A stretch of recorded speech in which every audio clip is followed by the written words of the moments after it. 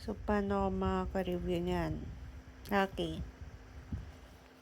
Ha? Nasa mesa na kita.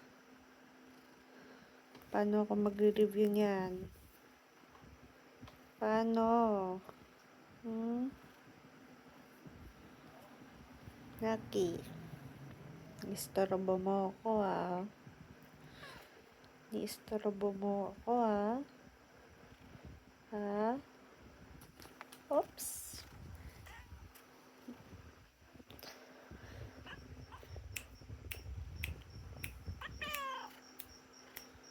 Mamaya na ako mag-review. Ha? Mamaya na mag-review. Lucky. Paano ako makaka-review? Ha? No way! Paano makaka-review? Lucky, sige nga.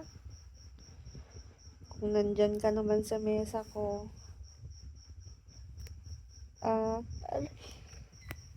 Nandyan ka naman sa mesa ko. Paano ako makaka-review?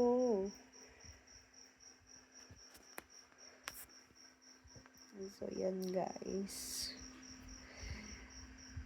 Nasa mesa ko si Lucky.